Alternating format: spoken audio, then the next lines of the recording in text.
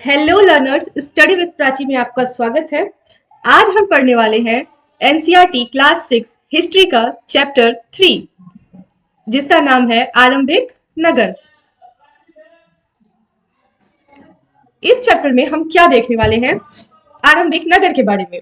जरा सोचिए, 4000 साल पहले की दुनिया, ना बस थी, ना बाइक था, ना मोबाइल था, लेकिन तब भी लोग एकदम प्लान्ड शहरों में रहते थे। सुंदर घर, बागान, गोदाम, जबरदस्त सफाई का सिस्टम। हाँ, ये सब था एक पुरानी सभ्यता में। क्या नाम था उस सभ्यता का, आपको पता है? सिंधु घाटी सभ्यता। आज हम जानेंगे उन सब शहरों की कहानी। चलिए जानते हैं सबसे पहले हड़प्पा की कहानी। तो पहले मैं आपको इसका छोटा सा समरी दूंगी और फिर हम एनसीईआरटी की बुक हमसे क्या कह रही है लाइन बाय लाइन उसे समझेंगे। 1921 में पंजाब का एक गांव हड़प्पा में कुछ लोग रेलवे लाइन बना रहे थे। तभी मिट्टी के नीचे मिले पत्थर के टुकड़े, ईंट और पुरानी चीजें। जब आर्कियोलॉजिस्ट आए तो उन्होंने कहा, ये तो एक पूरा शहर है। और तब से शुरू हुई एक पुरानी और खूबसूरत सभ्यता की खोज, जिसे हम हड़प्पा सिविलाइजेशन कहते हैं। तो इसके बारे में, इसकी कहानी हमें एनसीईआरटी बुक में क्या दी हुई है, आइए देखते हैं। अक्सर पुरानी इमारत अपनी कहानी बताती है। लगभग 150 साल पहले जब पंजाब में पहली बार रेलवे लाइन बिछाई जा रही थी, तो इस काम में जुटे इंजीनियर को अचानक हड़प्पा पूरा स्थल मिला, जो आधुनिक पाकिस्तान में है। उस समय जब कब मिला था? ये 1921 में, ठीक है। और हड़प्पा इस वक्त कहाँ है? तो पाकिस्तान में है। उन्होंने सोचा कि यह एक ऐसा खंडहर है जहां से अच्छी ईंटें मिलेंगी। यह सोचकर वे हड़प्पा के खंडरों से हजारों ईंटें उखाड़ ले गए, जिससे उन्होंने रेलवे लाइन बिछाई। इससे कई इमारतें पूरी तरह नष्ट हो गई। उसके बाद लगभग 80 साल पहले इस स्थल को ढूंढा और तब पता चला कि यह खंडहर उपमहाद्वीप के सबसे पुराने शहरों में से एक है। चूंकि इस नगर की खोज सबसे पहले हुई थी, इसलिए बाद में मिलने वाले इस तरह के सभी पुरास्थलों में जो इमारतें और चीजें मिली, उन्हें हड़प्पा सभ्यता की इमारतें कहा गया। इन शहरों का निर्माण लगभग 4700 साल पहले हुआ था। तो इससे हमें ये पता चला कि हड़प्पा कैसे मिली, कब मिली और किस तरह से इस शहर का निर्माण हुआ 4700 साल पहले। अब है इन नगरों की विशेषता क्या थी। हड़प्पा शहरों की एक बहुत ही खास बात थी, जो उन्हें सबसे खास बनाती थी, वो थी उनकी प्लानिंग। हाँ, उस वक्त भी लोग बहुत ही प्लान तरीके से रहते थे। सीधी और कटी कटी सड़कें, बड़े गोदाम जहां अनाज रखा जाता था, एक ग्रेट बाथ जैसे स्विमिंग पूल, शायद वहां के लोग उसमें स्नान करते होंगे। हर घर में बाथरूम और ड्रेनेज सिस्टम। आप सोच रहे हो उस वक्त के लोग भी, आप इतनी डेवलपमेंट देखो कि उनके बाथरूम में ड्रेनेज, हर घर में बाथरूम और ड्रेनेज सिस्टम था। इतना सफाई तो आज भी बहुत जगह नहीं होती है, इतना मेंटेन तो आज भी बहुत जगह नहीं है, अभी भी नहीं है। और आपको पता है, हड़प्पा सभ्यता के लोग सफाई के किंग माने जाते थे। इन नगरों में से कई को दो या उससे ज्यादा हिस्सों में विभाजित किया गया। प्राय पश्चिमी भाग छोटा था लेकिन ऊंचाई पर बना था, और पूर्वी हिस्सा बड़ा था लेकिन यह निचले इलाके में था। ऊंचाई वाले भाग को नगर दुर्ग कहा है और निचले हिस्से को निचला नगर कहा है। ये आप इंपॉर्टेंट लाइन में याद रख सकते हो कि हड़प्पा के जो ऊंचाई वाले भाग थे उन्हें नगर दुर्ग कहा गया है, और जो निचले हिस्से थे उन्हें निचला नगर कहा गया है। ये आपसे पूछा जा सकता है। दोनों हिस्सों की चार दीवारियां पकी ईंटों से बनाई जाती थी। इनकी ईंटें इतनी अच्छी पकी थी कि हजारों साल बाद आज तक उनकी दीवारें खड़ी रही। दीवारें बनाने के लिए ईंटों की चिनाई इस तरह करते थे जिससे कि दीवारें खूब मजबूत रहे। कुछ नगरों के नगर दुर्ग में कुछ खास इमारतें बनाई गई थी। मिसाल के तौर पर मोहनजोदड़ो में खास तालाब बनाया गया था। मोहनजोदड़ो में क्या थी खास चीज? वहां एक खास तालाब बनाया गया था, जिसे क्या कहा गया? महान स्नानागार कहा गया। ठीक है, अब देखते हैं क्या है आगे। अरे ये इसमें पानी का रिसाव रोकने के लिए प्लास्टर के ऊपर चारकोल की परत चढ़ाई गई थी। इस सरोवर में दो तरफ से उतरने के लिए सीढ़ियां भी बनाई गई थी और चारों ओर कमरे बनाए गए थे। इसमें भरने के लिए पानी कुएं से निकाला जाता था। उपयोग के बाद इसे खाली कर दिया जाता था। शायद यहाँ विशिष्ट नागरिक विशेष अवसरों पर स्नान किया करते थे। कालीबंगा और लोथल जैसे अन्य नगरों में अग्नि कुंड मिले हैं। जैसे मोहनजोदड़ो में हमें स्नानागार मिला। तो उसी तरह कालीबंगा और लोथल में हमें क्या मिले, अग्निकुंड मिले हैं, जहां संभवतः यज्ञ किए जाते होंगे। हड़प्पा, मोहनजोदड़ो और लोथल जैसे कुछ नगरों में बड़े बड़े भंडार गृह भी मिले हैं। एक ये इंपॉर्टेंट लाइन आप याद रखना, कालीबंगा अग्नि और लोथल में क्या मिला है, अग्नि कुंड मिला है। ठीक है, चलिए अब है भवन, नाले और सड़कें। इन नगरों के घर आमतौर पर एक या दो मंजिल होते थे। घर के आंगन के चारों ओर कमरे बनाए जाते थे। अधिकांश घरों में एक अलग स्नान घर होता था और कुछ घरों में कुएं भी होते थे। कई नगर में ढके हुए नाले थे, इन्हें सावधानी से सीधी लाइन में बनाया जाता था। हर नाली में हल्की ढलान होती थी ताकि पानी आसानी से बह सके। आप देख रहे हो उस टाइम में भी कितने, आज जो हमारे इंजीनियर्स कहे जाते हैं ना, 4 साल का बीटेक करो तब जाके इंजीनियर बनो, उस टाइम में बिना बीटेक के कितने अच्छे और कितने टैलेंटेड इंजीनियर्स हुआ करते थे, कितनी बारीकी से वो काम करते थे। आप देख रहे हो, हर नाली में एक हल्की ढलान होती थी ताकि पानी आसानी से बह सके। कितना दिमाग लगाते थे उस लोग के, उस टाइम के भी लोग, जो बाद में बड़े नालों में मिल जाती थी। नालों के ढके होने के कारण इनमें जगह जगह पर मेन होल बनाए गए थे, जिनके जरिए इनकी देखभाल और सफाई की जा सके। घर, नाले और सड़कों का निर्माण योजनाबद्ध तरीके से एक साथ ही किया जाता था। ठीक है, अब देखते हैं नगरीय जीवन। अब इनका नगरीय जीवन कैसा था। हड़प्पा के नगरों में बड़ी हलचल रहा करती थी। यहाँ पर ऐसे लोग रहते थे जो नगर की खास इमारतें बनाने की योजना में जुटे रहते थे। यह संभवतः यहाँ के शासक थे। यही संभव है कि ये शासक लोगों को भेजकर दूर दूर से धातु, बहुमूल्य पत्थर और अन्य उपयोगी चीजें मंगवाते थे। शायद शासक लोग खूबसूरत मन को तथा सोने चांदी से बने आभूषणों जैसी कीमती चीजों को अपने पास रखते होंगे। इन नगरों में लिपिक भी होते थे, जो मुहरों पर तो लिखते ही थे और शायद अन्य चीजों पर भी लिखते होंगे जो बच नहीं पाई है। इसके अलावा नगरों में शिल्पकार स्त्री पुरुष भी रहते थे, जो अपने घरों या किसी उद्योग स्थल पर तरह तरह की चीजें बनाते होंगे। लोग लंबी यात्राएं भी करते थे और वहां से उपयोगी वस्तुएं लाते थे, और साथ ही लाते थे सुदूर देशों की किस्से कहानियां। मिट्टी से बने कई खिलौने भी मिले हैं, जिनसे बच्चे खेलते होंगे। कितनी सारी चीजें हमें वहां हड़प्पा सभ्यता से मिली है, आप देख रहे हो।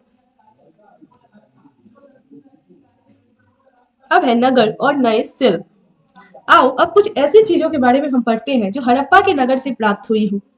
वहां पे हमें अधिकतर पत्थर, शंख, तांबे, कांसे, सोने और चांदी जैसे धातुओं से बनाई गई थी। तांबे और कांस के से औजार, हथियार, गहने और बर्तन बनाए जाते थे। सोने और चांदी से गहने और बर्तन बनाए जाते थे। यहाँ मिली सबसे आकर्षक वस्तुओं में मन के बाट और फलक है। हड़प्पा सभ्यता के लोग पत्थर की मुहरें बनाते थे। इन आयताकार मुहरों पर सामान्यतः जानवरों के चित्र मिलते थे। हड़प्पा सभ्यता के लोग काले रंग से डिजाइन किए हुए खूबसूरत लाल मिट्टी के बर्तन बनाते थे। संभवतः 7,000 साल पहले मेहरगढ़ में कपास की खेती होती थी। मोहनजोदड़ो से कपड़े के टुकड़ों के अवशेष, चांदी के एक फूलदान के ढक्कन तथा कुछ अन्य तांबे की वस्तुओं से चिपके हुए मिले हैं। पकी मिट्टी तथा फ्योन से बनी तकलियां सूत कताई का संकेत देती है। इनमें से अधिकांश वस्तुओं का निर्माण विशेषज्ञों द्वारा किया गया। विशेष उसे कहते हैं जो किसी खास चीज को बनाने के लिए खास प्रशिक्षण लेता है, जैसे पत्थर तराशना, मनके चमकाना या फिर मुहरों पर पच्चीकारी करना। आप इस चित्र को देखो कि मूर्ति का चेहरा कितने आकर्षक ढंग से बनाया गया है, उसकी दाढ़ी कितनी अच्छी तरह दर्शाई गई है। यह किसी विशेष मूर्तिकार का ही काम हो सकता है। इस चित्र को आप देखो कि उस समय में भी चित्रकार इतने अच्छे हुआ करते थे वहां के, कहाँ के, हड़प्पा सभ्यता के, कि इतने खूबसूरत खूबसूरत मूर्तियां वो इतने अच्छी तरह से बनाते थे।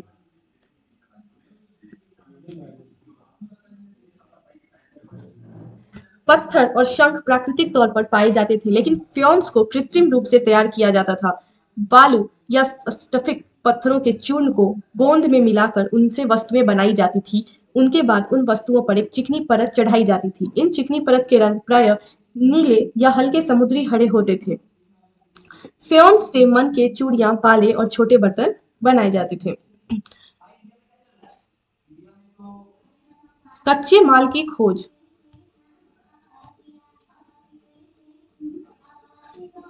कच्चे माल उन पदार्थों को कहते हैं जो या तो प्राकृतिक रूप से मिलता है या फिर किसान या पशुपालक उनका उत्पादन करते हैं, जैसे लकड़ी या धातु के अयस्क प्राकृतिक रूप से उपलब्ध कच्चे माल है। इनसे फिर कई तरह की चीजें बनाई जाती है। मिसाल के तौर पर किसानों द्वारा पैदा किए गए कपास को कच्चा माल कहते हैं।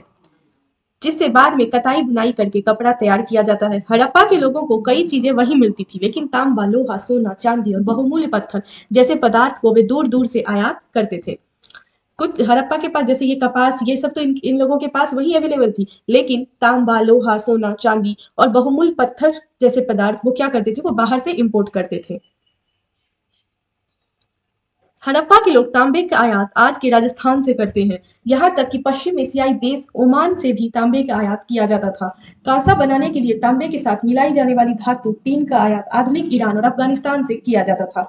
सोने का आयात आधुनिक कर्नाटक और बहुमूल्य पत्थर का आयात गुजरात, ईरान और अफगानिस्तान से किया जाता था। तो ये आपका क्वेश्चन बन सकता है कि हड़प्पा सभ्यता के लोग सोना कहाँ से इंपोर्ट करते थे, तो वो कर्नाटक से करते थे। बहुमूल्य पत्थर कहाँ से इंपोर्ट करते थे, तो गुजरात, ईरान और अफगानिस्तान से करते थे। तांबा कहाँ से इंपोर्ट करते थे, तो वो राजस्थान से करते थे। और ओमान से भी तांबे का आयात करते थे। और कांसा बनाने के लिए तांबे के साथ मिलाई जाने वाली धातु टीन का इंपोर्ट वो कहाँ से करते थे, ईरान और अफगानिस्तान से करते थे। तो ये क्वेश्चन आपको देखने को मिल सकता है ऑप्शन एमसीक्यू वाले में कि हड़प्पा के लोग तांबे का आयात कहाँ से करते थे। तो आपके पास 4 ऑप्शन रहेगा, राजस्थान, कर्नाटक, गुजरात या एनीथिंग एल्स। तो आप क्या करोगे, उसमें राजस्थान लगाओगे। अब है नगर में रहने वालों के लिए भोजन। लोग नगरों के अलावा गांवों में भी रहते थे। वे अनाज उगाते थे और जानवर पालते थे। किसान और चरवाहे ही शहरों में रहने वाले शासकों, लेखकों और दस्तकारों को खाने के सामान देते थे। पौधों के अवशेषों से पता चलता है कि हड़प्पा के लोग गेहूं, जौ, दाल, मटर, धान, तिल और सरसों उगाते थे। जमीन की जुताई के लिए हल का प्रयोग एक नई बात थी। हड़प्पा काल के हल तो नहीं बच पाए हैं क्योंकि वह प्राय लकड़ी से बनाए जाते थे, लेकिन हल के आकार के खिलौने मिले हैं। इस क्षेत्र में बारिश कम होती है, इसलिए सिंचाई के लिए लोग कुछ तरीके अपनाए होंगे। संभवतः पानी का संचय किया जाता होगा और जरूरत पड़ने पर उसे फसलों की सिंचाई भी की जाती होगी। हड़प्पा के लोग गाय, भैंस, भेड़, बकरियां पालते थे। बस्तियों के आसपास तालाब और चारागाह होते थे, लेकिन सूखे महीनों में मवेशियों के झुंडों को चारा पानी की तलाश में दूर दूर तक ले जाया जाता था। वे बेर जैसे फलों को इकट्ठा करते थे, मछलियां पकड़ते थे और हिरन जैसे जानवरों का शिकार भी करते थे। ये सब लोग उस नगर के लोग भोजन के लिए करते थे। गुजरात में हड़प्पा कालीन नगर का सूक्ष्म निरीक्षण।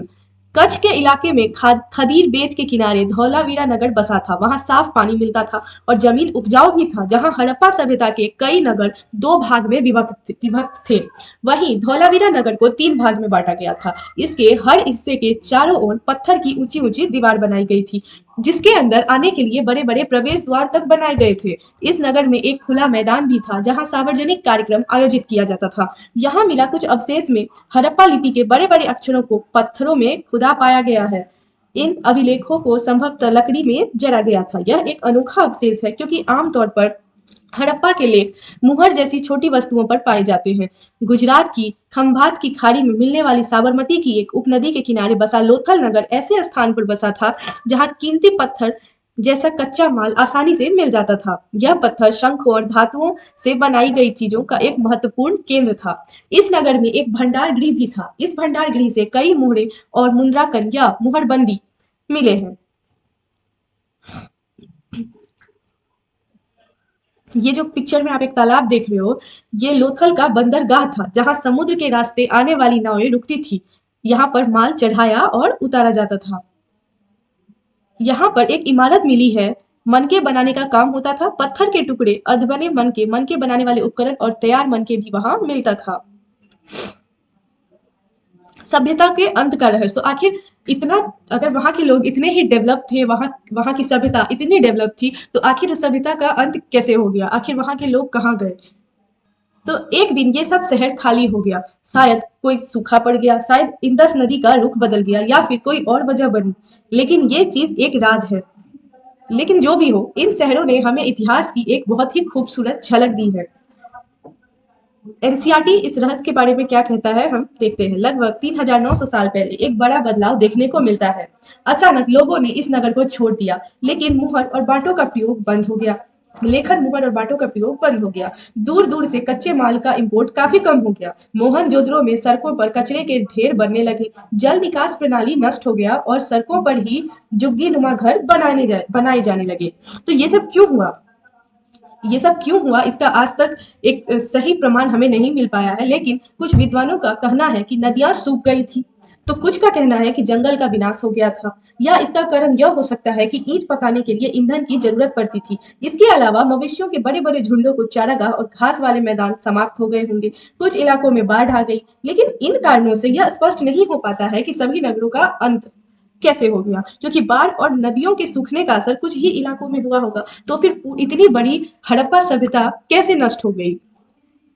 कुछ का यह भी कहना है कि शासकों का नियंत्रण समाप्त हो गया। जो भी हुआ हो, परिवर्तन का असर बिल्कुल साफ दिखाई देता है। आधुनिक पाकिस्तान में के सिंध और पंजाब की बस्तियां उजड़ गई थी। कई लोग पूर्व और दक्षिण के इलाकों में नई और छोटी बस्ती में जाकर बस गए। इसके लगभग 1400 साल बाद एक नए नगर का विकास हुआ। इस नगर के बारे में हम चैप्टर 5 और 8 में पढ़ेंगे। तो लर्नर्स, ये थी सबसे पहले शहरों की कहानी। हड़प्पा, मोहनजोदड़ो, कालीबंगन, लोथल जैसे बहुत ही प्रसिद्ध शहरों की कहानी। सोचो, बिना बिजली के, बिना मशीन के उन्होंने क्या कमाल किया है, उन्होंने क्या कमाल कर दिखाया जो आज के समय के इंजीनियर्स बिना मशीन के नहीं कर सकते हैं। अगर आपको यह वीडियो पसंद आई हो, ये कहानी आपको पसंद आई हो, समझ में आई हो, तो वीडियो को लाइक करो, कमेंट करो हड़प्पा रॉक्स, और चैनल को सब्सक्राइब जरूर करो। तो मिलते हैं नेक्स्ट चैप्टर में एक नए सफर के साथ। तब तक के लिए हैप्पी लर्निंग, बाय बाय।